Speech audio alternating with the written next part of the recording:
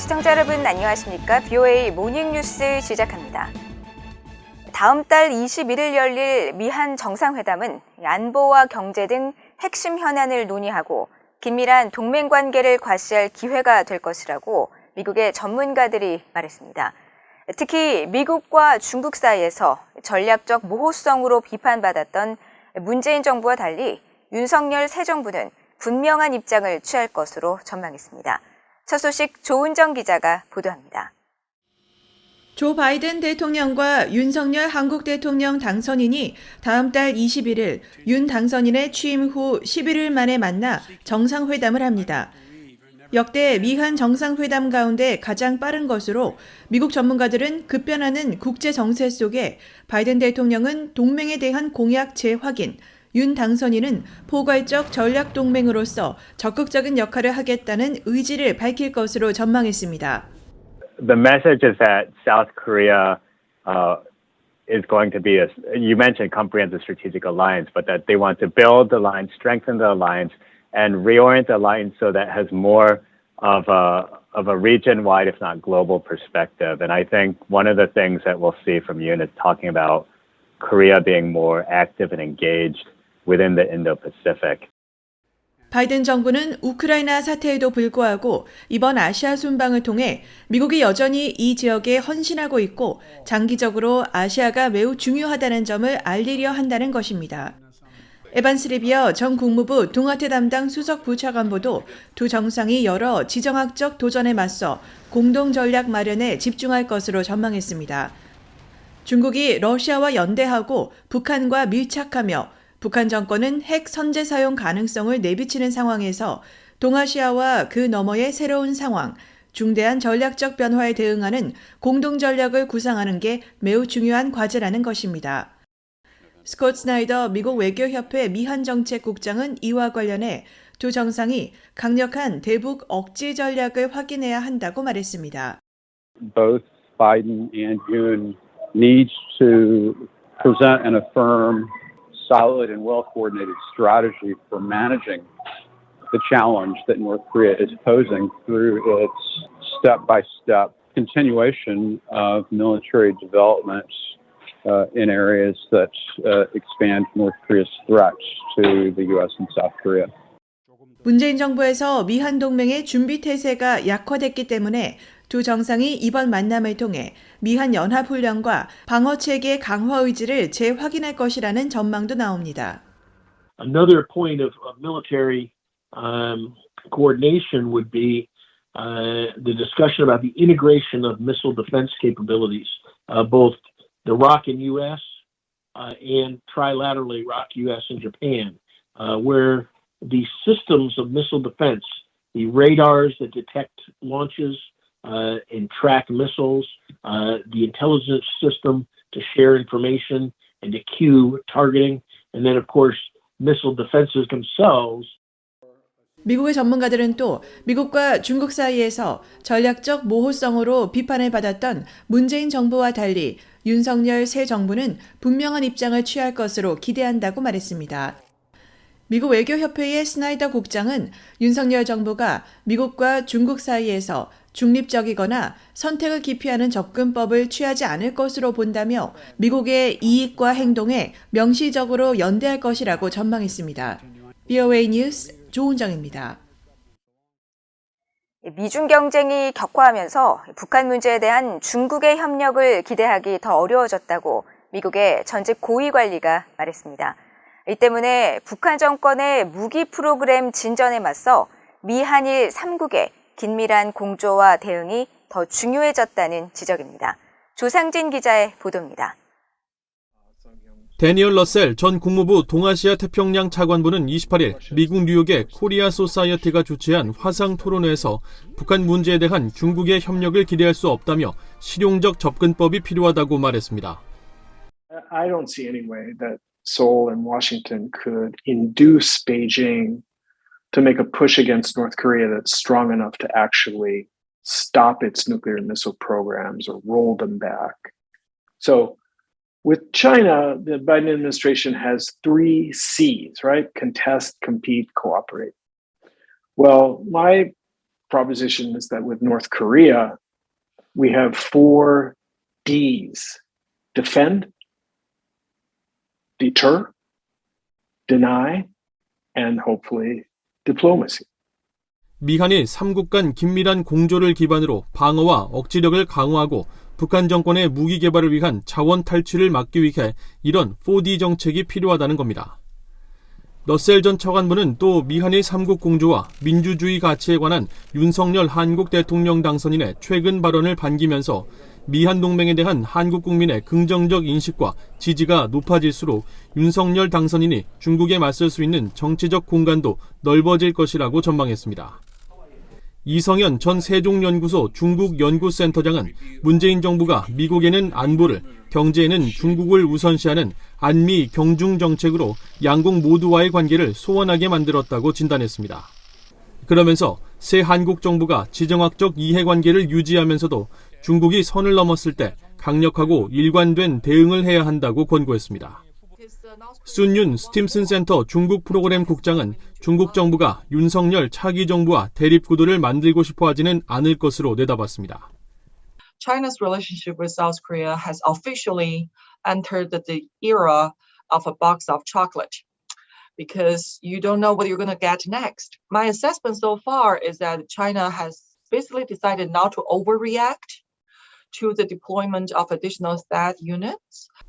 윤 국장은 특히 시진핑 정부가 5년 임기를 시작하는 한국의 새 대통령과 냉랭한 시작을 원치 않을 것이라며 한국 내 광범위하게 확산한 반중 정서가 중국에도 달갑지 않기 때문이라고 설명했습니다. VOA 뉴스 조상진입니다. 한국의 정유회사인 SK에너지의 유류 약 10,000톤이 불법 선박간 환적 방식을 통해 북한으로 유입된 사실이 확인됐습니다. SK에너지 측은 북한행 가능성을 미리 파악할 수 없었다고 해명했지만 유류 목적지가 공해상으로 표기되는 등 허술한 정황이 있어 관리를 더 철저히 해야 한다는 지적이 나옵니다. 함지아 기자가 보도합니다. 최근 유엔 안보리 대북제재위원회 전문가 패널이 공개한 2건의 선화증권, 즉 선박을 통한 물품 거래 내역입니다.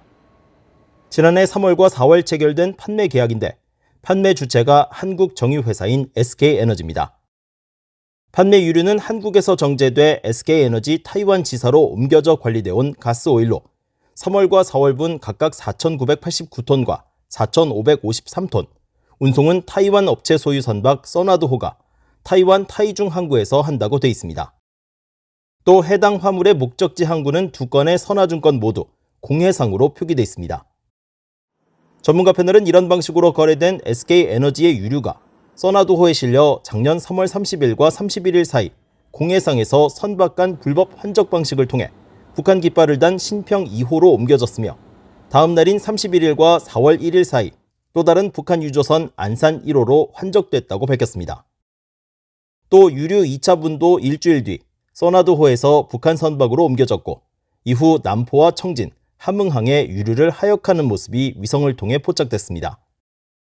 국제사회가 대북 결의를 통해 북한의 유류 반입을 철저히 제한하고 있는데 한국 업체가 판매한 유류가 불법 환적을 거쳐 북한으로 유입된 겁니다. SK에너지 관계자는 28일 BOE에 물건을 판매할 땐 FOB, 즉 본선 인도 조건에 따라 물품의 최종 목적지가 어디인지 확인하지만 대용량으로 판매되는 석유 제품은 목적지를 중도에 바꾸면 확인할 방법이 없다며 대북 제재 위반 책임을 부인했습니다. 하지만 이 같은 해명에 대해 선박업계는 최초 유류 거래 당시 구매자 측이 목적지를 공해상으로 지정한 사실에 주목하면서 SK에너지 측이 제재 위반 가능성을 고려해 좀 더 신중히 처리했어야 했다고 지적합니다. 통상적으로 하이시로, 즉 공해상으로 표기하는 것은 특정 장소에 장기적으로 하는 그 원양어선을 상대로 하는 경우가 많습니다. 그렇지만 이런 경우 대만에서 이루어지는 것은 짧은 거리이기 때문에 목적지를 하이시로 하는 것은 의미가 없는 거죠. 이동근 대표는 또 SK에너지가 판매한 유류가 실제 인근 해역의 선박들에 주유하는 것과 같은 종류의 연료인지도 더 면밀히 살펴볼 필요가 있다고 말했습니다. 만약 선박에 주유할 수 없는 유류 제품을 판매한 것이라면 공해상이라는 목적지에 더욱 의구심을 가졌어야 한다는 겁니다.